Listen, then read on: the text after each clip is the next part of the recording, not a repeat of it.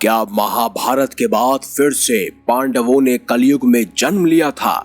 आखिर भगवान शिव ने क्यों दिया पांडवों को कलयुग में फिर से जिंदा होने का श्राप?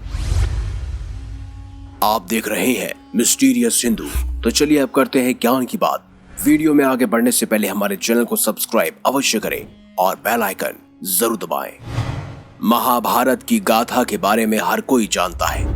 जब पांडवों और कौरवों के बीच भयंकर युद्ध हुआ जिसमें पांडवों की विजय हुई। महाभारत के इस विनाशकारी युद्ध के अंत में अश्वत्थामा ने आधी रात के समय पांडवों के सभी पुत्रों का वध कर दिया। साथ ही कहा जाता है अश्वत्थामा आज भी जीवित है। लेकिन सवाल यही है कि आखिर कलयुग में भी पांडवों का फिर से जन्म क्यों हुआ? इसके पीछे कौन सी गाथा है? तो चलिए दोस्तों, हम आपको इसी के विषय में बताते हैं। इन सभी सवालों का जवाब भविष्य पुराण में मिलता है। कहा जाता है कि कलयुग में पांडवों का जन्म हुआ था।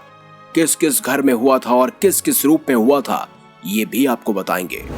कहा जाता है कि महाभारत युद्ध के अंत में आधी रात के समय अश्वत्थामा ने भगवान शिव की आराधना की और उनकी आराधना से प्रसन्न होकर भगवान शिव ने उन्हें चंद्रहास तलवार दी थी, जिस तलवार की सहायता से अश्वत्थामा ने पांडवों को समझकर उनके पुत्रों का वध कर दिया। जब पांडवों को इस घटनाक्रम के बारे में पूरा पता चला तो उन्होंने इसके लिए भगवान शिव को ही जिम्मेदार माना और वो उनसे युद्ध करने के लिए पहुंच गए। लेकिन जैसे ही सभी पांडव भगवान शिव से युद्ध करने के लिए उनके सामने पहुंचे तो उनके सभी अस्त्र शस्त्र भगवान शिव में समा गए। इसके बाद भगवान शिव ने पांडवों से कहा, तुम सभी भगवान कृष्ण के उपासक हो, इसीलिए इस जन्म में तुम्हें इस अपराध का फल नहीं मिलेगा, लेकिन इसका फल कलयुग में तुम्हें फिर से जन्म लेकर भोगना पड़ेगा। भगवान शिव की इस बात को सुनकर सभी पांडव दुखी हो गए और फिर से वो सभी भगवान श्री कृष्ण के पास पहुंचे। उन्होंने भगवान श्री कृष्ण को अपनी सारी व्यथा बताई। तब भगवान श्री कृष्ण ने उन्हें बताया कौन सा पांडव कलयुग में कहां और किसके घर में जन्म लेगा। भविष्य पुराण में इस बात का उल्लेख भी मिलता है। भगवान श्री कृष्ण ने बताया कि कलयुग में अर्जुन का जन्म परिलोक नाम के राजा के यहाँ होगा और वो ब्रह्मानंद नाम से विख्यात होगा। फिर उसके बाद बारी आई युधिष्ठिर की। युधिष्ठिर के बारे में कहा गया कि वो वत्सराज नाम के राजा के पुत्र बनेंगे और कलयुग में उनका नाम होगा मलखान। भगवान श्री कृष्ण ने फिर भीम के बारे में बताया। उन्होंने कहा कि कलयुग में भीम विरण के नाम से जन्म लेगा और वो बनारस नाम के राज्य के राजा बनेंगे। भगवान श्री कृष्ण ने नकुल के बारे में कहा कि वो कान्य कुंभज के राजा होंगे और रतन भानु के यहाँ पर जन्म लेंगे और उनका नाम होगा लक्षण।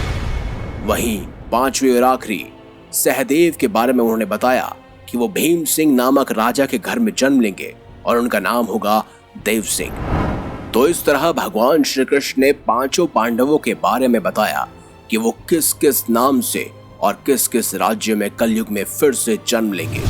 अगर आप पुराने समय के कुछ राजाओं के पन्नों को उखेड़ेंगे, उनके राज्य के बारे में जानना चाहेंगे, तो आपको ब्रह्मानंद, मलखान, साथ ही साथ देव सिंह, विरण और लक्षण के बारे में भी पता चलेगा। तो दोस्तों, अगर आपको हमारी ये खास विशेष जानकारी अच्छी लगी हो तो इस वीडियो को लाइक कीजिए, हमारे चैनल को सब्सक्राइब कीजिए और ज्यादा से ज्यादा शेयर भी कीजिए। मिलेंगे अगली बार एक नई खास वीडियो के साथ। तब तक के लिए देखते रहिए संपूर्ण ज्ञान का केंद्र बिंदु मिस्टीरियस हिंदू।